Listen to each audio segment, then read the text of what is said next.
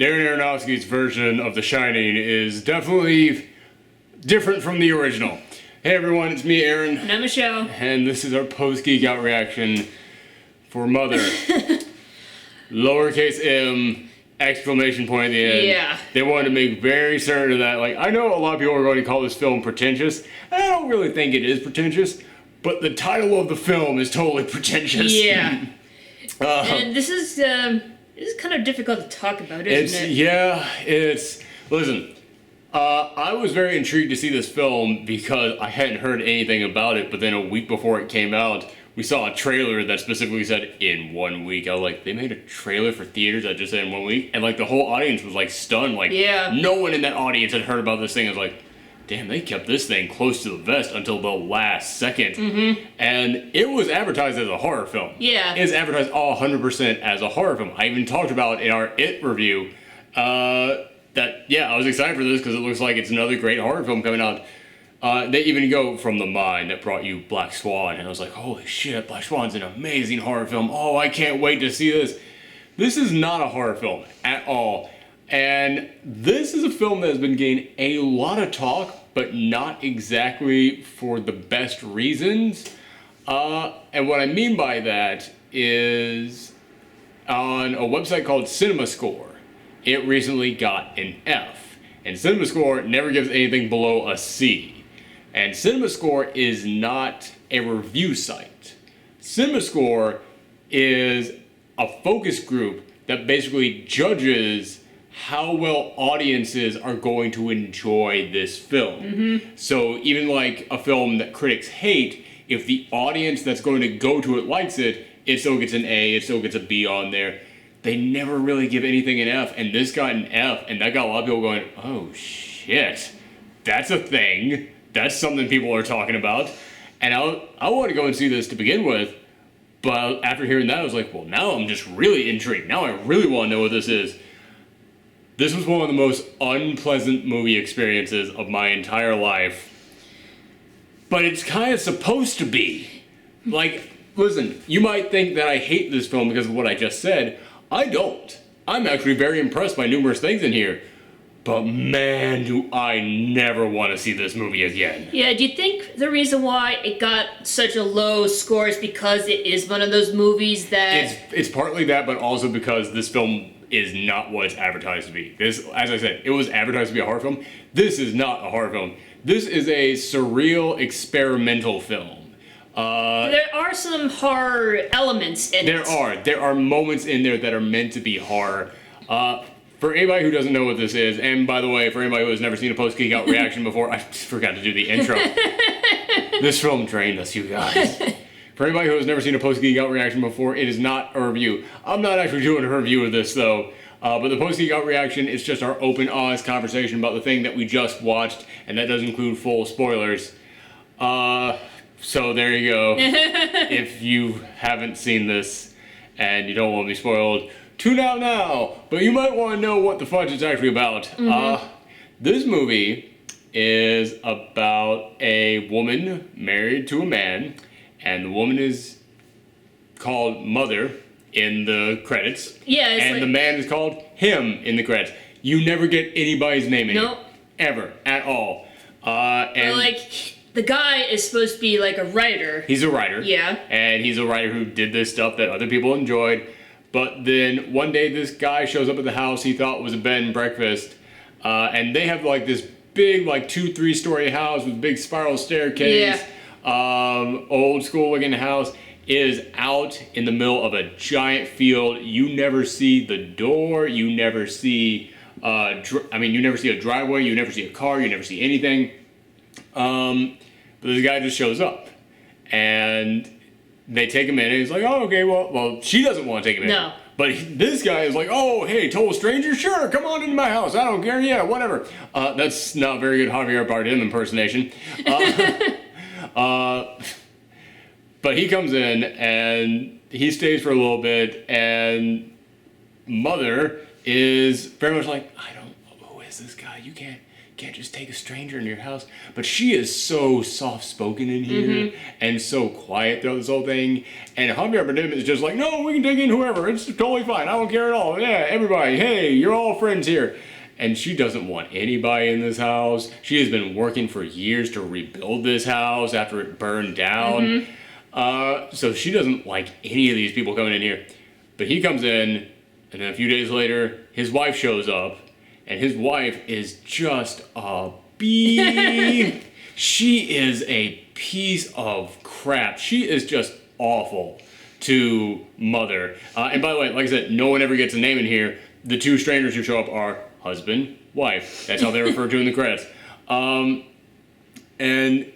it kind of slowly starts building her. Like, the wife just keeps, like, giving Mother shit this whole time. She just keeps basically going like, oh, you can't have a child?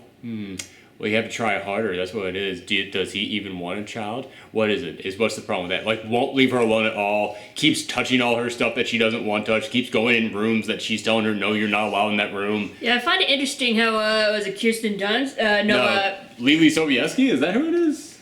The mother, right? Yeah, it's like... Yeah, I think it's Lily Sobieski because I haven't seen her in forever. And I was like, wait, what now? I'll look it up, but keep going. Alright, yeah, it's like, I find it funny how, like, her name is Mother, and yet she is not pregnant until like halfway through the movie. Through the film, and this movie changes dramatically halfway through the film. That's one of the things. There's a lot in here that I really enjoy. There's a lot that I do.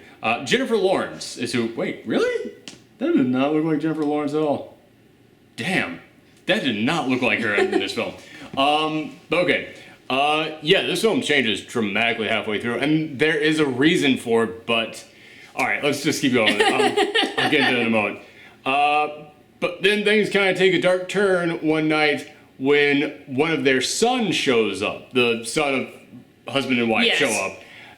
And then their other son shows up, and they get into a screaming argument, and the other son kills the first son. Yeah, like they were fighting over the will, and basically one of them gets everything and the other one doesn't, or something like that. Something like that. It's very, like, it's basically, she just wants a quiet, simple life with this writer husband, and this family shows up and just brings all their fucking drama right into her face. Yeah, and the thing is, you always see things from her perspective, and I have to admit, I like the cinematography, because it's like, it always focuses on her, or what she is seeing, or like stuff that's going on around her. And so it's like you get to see things from her perspective in a way. And even the way that like they frame shots is always way up in their faces, so it's very personal and it makes everything around them seem very overwhelming. Which, I mean, she's supposed to have like anxiety basically. Yeah, I mean, like that was the whole point. It's like this is her house. She's been working on it, like you said. Yeah. So to have these people just come in and touch her stuff and like literally just invade her personal space. Yeah. So that's why the camera is like so zoomed into her face, because it's also like invading her privacy the way the other people are. Yeah, absolutely.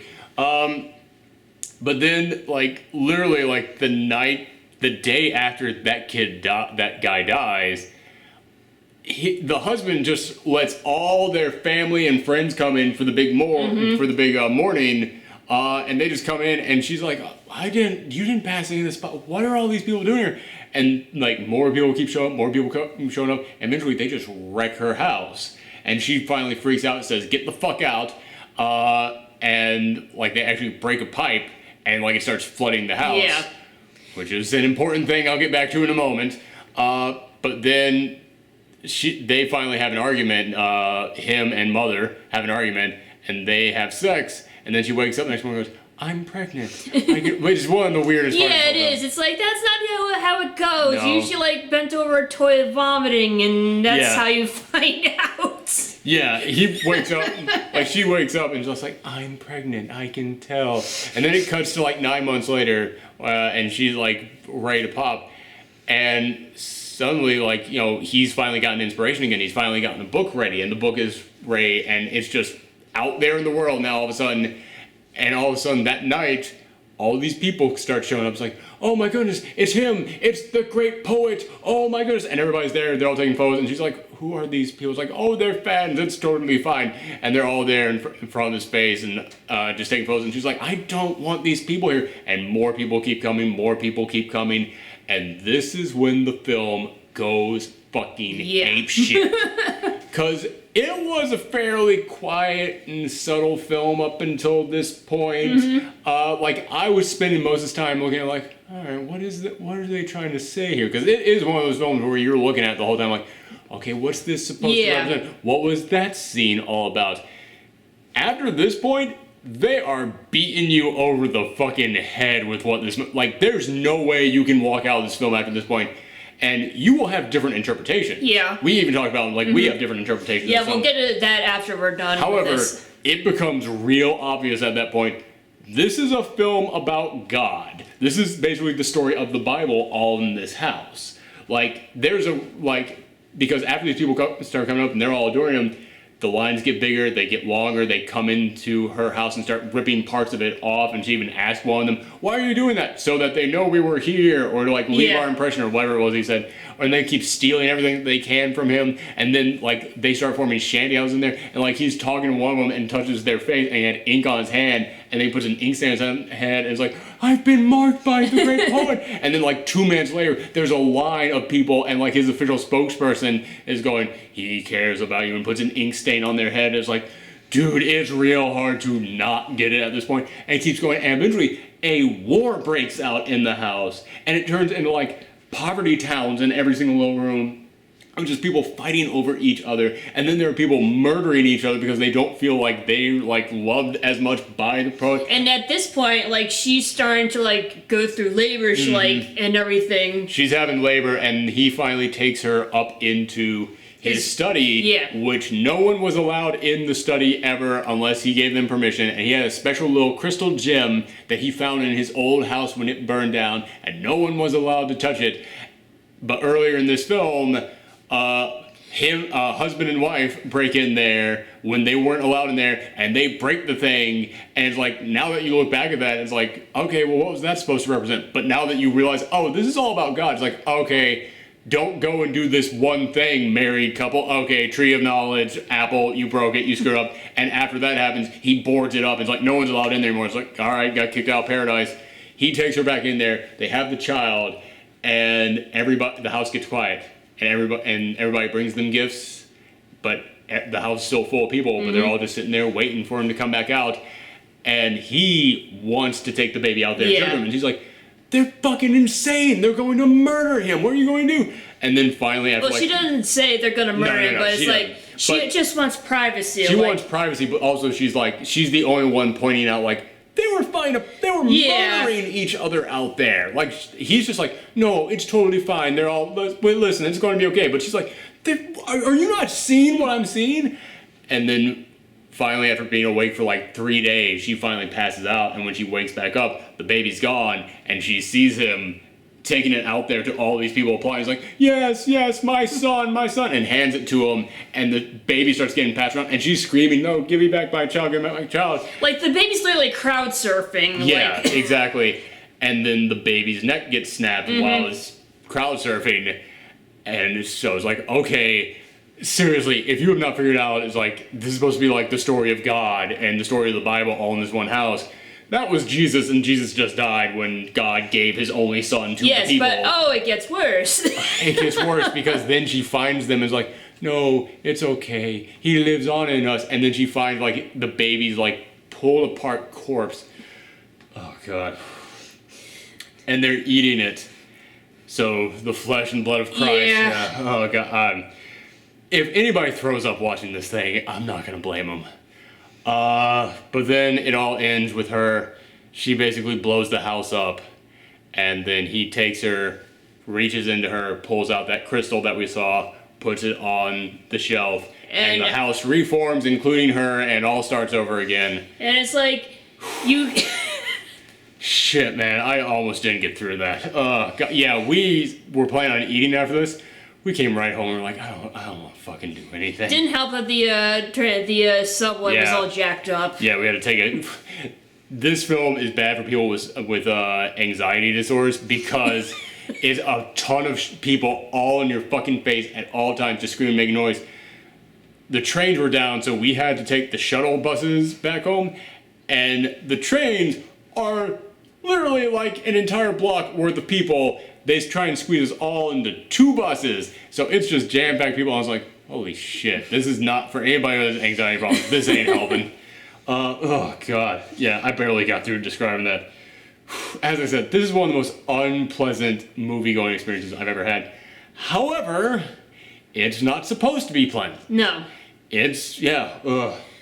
It's like, it's like, you mentioned, like, this, like, has to do with religion, and obviously during the third act, it's pretty obvious about that, but, like, for me, up until then, I thought it was, like, more about, like, the patriarch, like, how, like, there's sexism in society, like, because during the beginning, when he invited the old man in and his wife and everything, it's like, he did not talk this over with the mother. That was one of the things that was bugging me in the first half of this film, is that I was like, okay, I understand you want to be a good host, but eventually you gotta pull your husband aside and go, what the fuck are you doing? What bills are they paying that allow them to stay in my house? I've been building this place, and these strangers come in here and talk shit to me. Get them the fuck out. Right now, or I'm gone. And it's like, she's been polite too. It's like, oh, wow, please don't smoke in here. I was like, I don't want this or anything. It's like, keep smoking. Yeah, and it's like, people like literally like walking all over her and like not paying attention to her.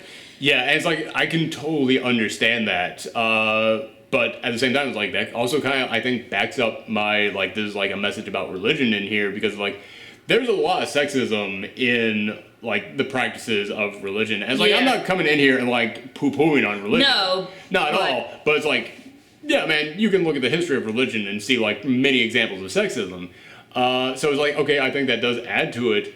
But I mean, yeah, in that first half, like, it is basically like, what happens when your crazy ass husband just basically tries to run you down, and you have no say, and it's made worse when wife comes into the scene and she's doing nothing but shit talking her the whole time and basically just saying like, hold on.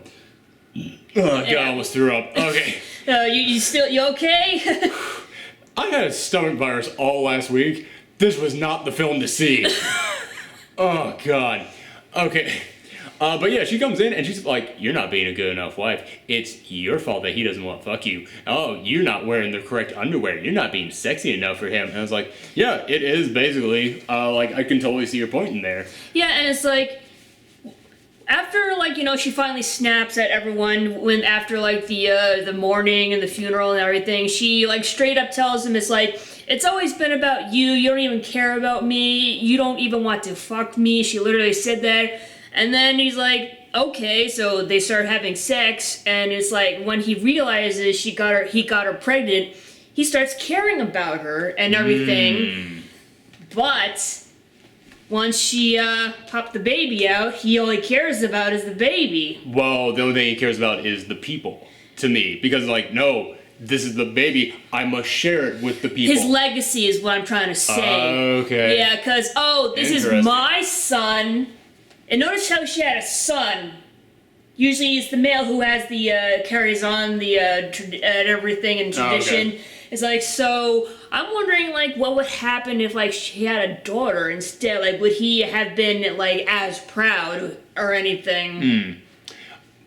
Definitely good stuff to bring up. And, you know, once again, everyone cared about the baby, everyone cared about him, and, like, his legacy and everything. No one gave a fuck about her once all that happened. And that's definitely a very big point for your argument, is that, yeah, she has no, like, power at all in any of this. Like, her entire world just goes to shit, and she doesn't have any control. She has, like, she is screaming at people, get out, and, like, they don't care. They're fine. Whatever. Yeah, it's like, even, like, basically when he said the wife is like, oh, you're not sexy enough, she literally said, you should have kids because that's the only thing, like, this project, this house you're working on, it's bullshit, what you need is kids.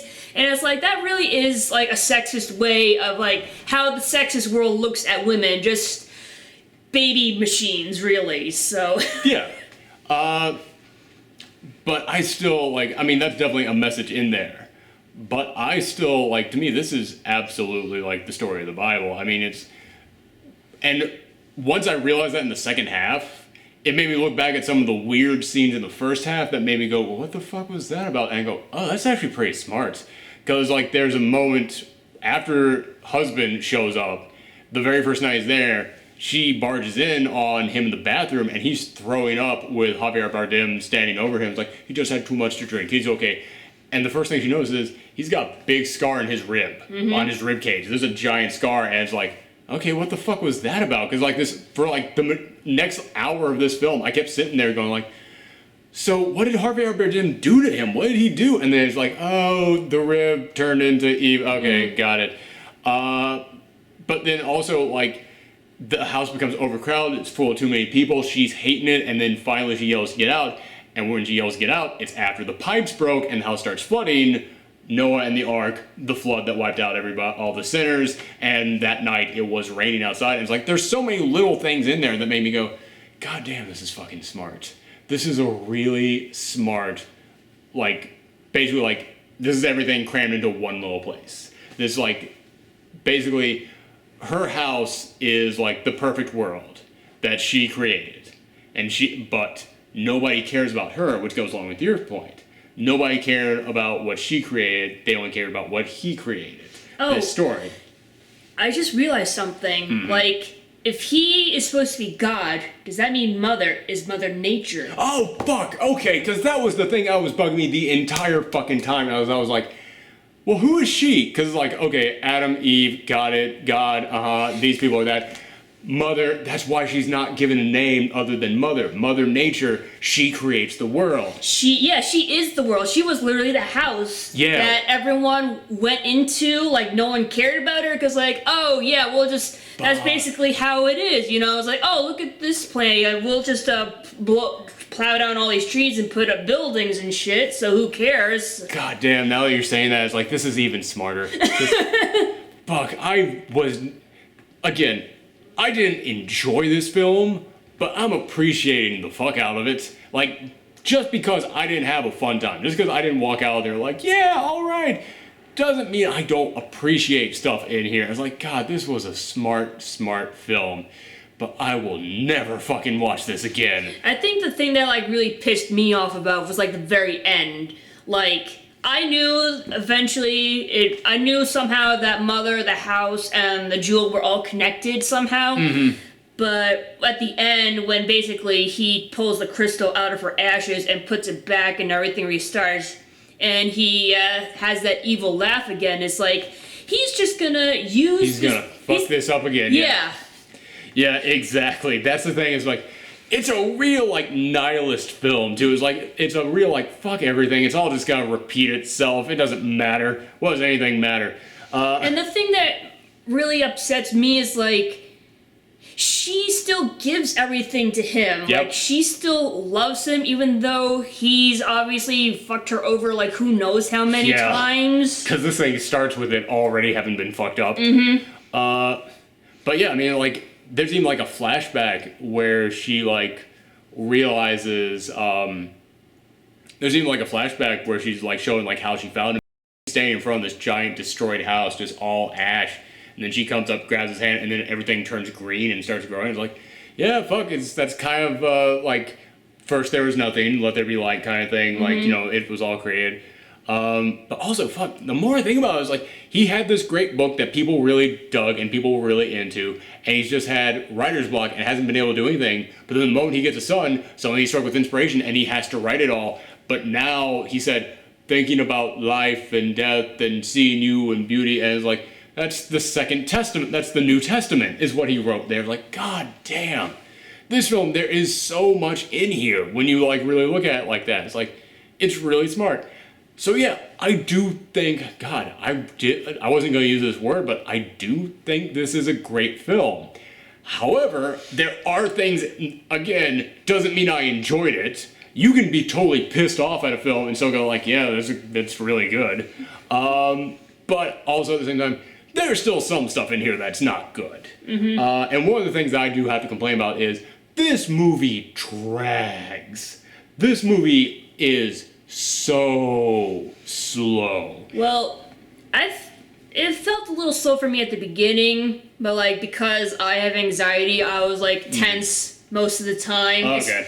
So like I don't. So it might be different for you, but for me, it's like, oh, please get these people out of her house. You just want some peace and quiet. Oh God, oh God. See, that's a big difference. Seriously. I was saying I was waiting for her to snap and like punch someone in the face and like finally like, you know, woman up. Basically, it's like, get the fuck out of here, and like just turn to her to the author. It's like, you need to respect me and not let all these goddamn strangers into our house and shit like that. So I think that's a big difference between the two of us. You were waiting for that moment to her to like snap. I was like, why the fuck have you not snapped? Like, seriously, as I said, this whole film, the first half of this film should just be called "What Bills Are You Paying in This House?" I'm sorry, do I fucking know you? Oh, you came all the way out here? I don't give a shit. This is my place. Yeah. But at the same time, like, I could relate to some of the, like, anxiety stuff in there because this house looks a hell of a lot like the house that I grew up in. I've told this story before, but I grew up in a farmhouse a mile off the highway in which there is no, like, you look at it from a certain angle, it's just like this house where you can't see a road, you can't see anything in there. Yeah, you had spiral staircase. I even had a spiral staircase thing. Yeah, it was an old ass house that I grew up in, and my grandparents, who, like, it's one of those houses that got passed down generation to generation, and my grandparents always threw big parties. And my dad hated those parties. And I hated those parties. Like, the moment that my grandfather died, my dad was like, we're not doing these anymore. Ever. Fucking ever. I hate cleaning up all this shit. I don't know these people. I'm tired of hobnobbing with all of them. It ain't happening. It's done. It's over with. And thank God he did that. But yeah, I remember when I was a kid, like, it looked just like in this film where it's like, it's just a room full of people, like, shoulder to shoulder, and I don't know any of these motherfuckers. It is a very weird experience. So on some level, I was able to, like, look at that, like, all right, I can kind of relate to this film, but yeah, man, it takes a long ass time for things to really happen in here. And yeah, man, this thing's 2 hours long. It could easily be an hour and a half. Like, I really do think that they could cut this down some. But also, remember how I said that they advertise this like it's a horror film? There are definitely moments in here where they're trying to play it like it's a horror film. There are definitely moments in there in which they're trying to play up it's a horror movie. Like the suspense of, oh, what might happen next? But this is a surreal experimental film, and I've seen a few surreal experimental films that can also double as horror films, like Eraserhead, but this one, the whole time I was sitting there like, okay, I gotta figure out what this means. I gotta figure out, I was focusing so much on what every single thing meant that I wasn't able to immerse myself in here, and the point of horror films is to immerse yourself. Like, it's so clear this is not reality, and this is not, like, the real world, and that this is some weird place where everything is a metaphor for something, that I never felt like she was in danger of anything happening to her, because, yeah, man, it so clearly was not real. So I don't think that really works. And the other problem that I kind of have in here is that they're treating God like a celebrity all throughout this thing. But there was a moment in which Mother is talking to him and is like, I wasn't enough for you. You only want them. You only want the love and all that. You only want their love and all that.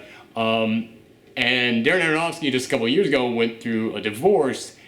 And there's a moment in here in which it's really hard to not look at this and be like, is this kind of coming from, like, your own personal place? Which is fine, except then it makes you go, did you just call yourself God? And that's the moment which I was like, okay, the God metaphor is starting to break down on me a little bit now when you start wondering, is he comparing himself to God? But if you don't think about that, I still think the whole God and religion and the Bible thing actually still works all throughout this. Although there are some other things in here that I'm still kind of like, all right, what could that have meant? Like, there's a moment when you find a secret compartment in her basement, like a secret wall that leads to some room, and a frog jumps out of there. I'm still trying to figure out what the fuck the frog meant. The plagues?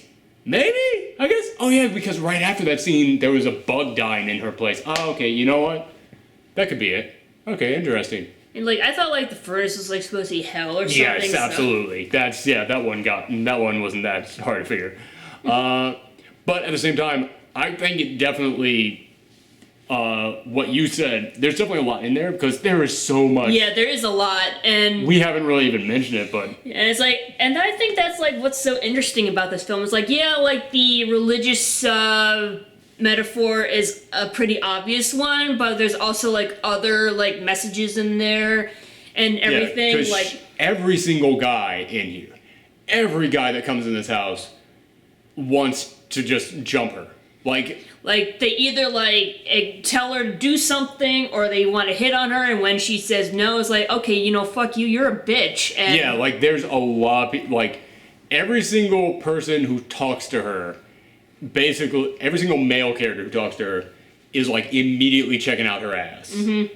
Except for like one guy who just flat out was like, I'm going to, like, he basically almost rapes her, and then when she says, no, let go of me, stop touching me, and he was like, you know what, you're fucking, like, I'm not going to say the word, because, I was like, God, every single guy in here is a piece of shit, and there's a moment where she just loses it, and she's just like, you killed up my child, you piece of shit, I'm going to kill, like, she starts stabbing them. Yeah, like, and they get her on the floor and start ripping her clothes off and beating the shit out of her. I was like, and they just, like, call her, like, bitch, tramp, and, like, all that stuff, and it's yeah, like, so, I mean, it is, like, you can look at her as Mother Nature, but, like, no one calls Mother Nature bitch. No one calls her tramp or whore. They say Mother Nature can be a bitch. But, I mean, like, they're saying, like, whore, and they're saying tramp, and it's like, this is also very much leading into your argument that it's like a woman tries to stand up for herself and she's seen as like a bad person. Yeah.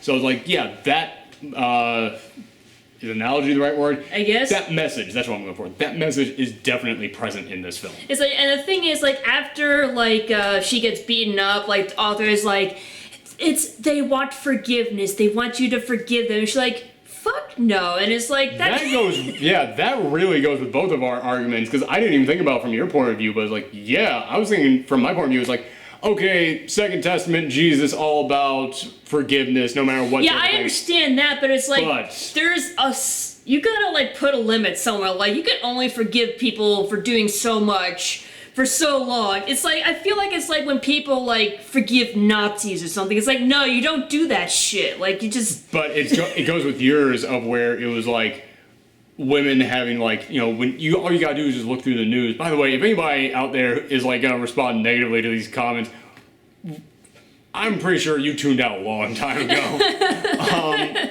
I'm pretty sure a lot of people in the comment section tuned out the moment that she said patriarchy. It was like, the patriarchy isn't an actual thing. It was like, go fuck yourself.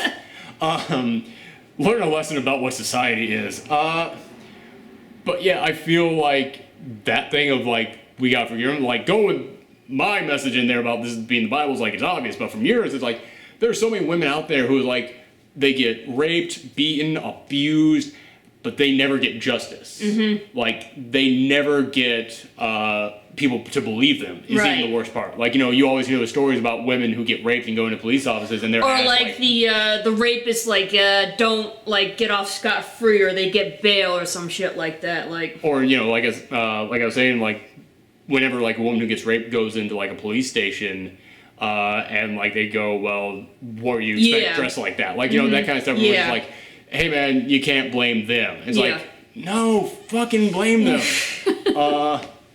So yeah, there's definitely a lot to be seen from your message in there as well. But like I said, it's real obvious, the whole God and religion thing in here. But I find it very interesting how that argument can also then be turned into like how you can look at that message in there, and I don't even know if he totally meant your message in there that much, but it totally plays into your message. Like, yeah, I'm not saying your message isn't there. I'm saying it's more like, oh, that's really interesting to write. Like, for any film student out there, and you see this film, and you're like, oh, I'm going to write a great analysis of this film and how it matches up with the Bible, don't do that, because it's way too easy. There's going to be 9 other people in your class doing the exact same thing. Write your paper on how his message about the Bible and religion and God translates very well into a message about sexism. It's like, yeah, because I don't even know if he meant that one, but it matches up so well. Man, I got a lot of new subscribers recently, and this might be the first post-Geekout reaction they ever watch. They're typically way more fun than this. Well, this was not really a fun movie, It wasn't. so... Not at all. This was trigger warning the film. Yes. Jesus, like, I kept, like, poking my head over at you the whole time. Like, is she okay? Because this might really fuck her up. By the way, remember when I told you don't see Black Swan because it would fuck you up? You're fine. Okay. If you got through this one, you'll be okay. Black Swan at least had, like, a story to it. I'm not saying this one doesn't have a story to it, but it's like, it's a story about analyzing the story. But yeah, so in the end, I do think this was a great film, but I am not gonna fucking watch this ever again.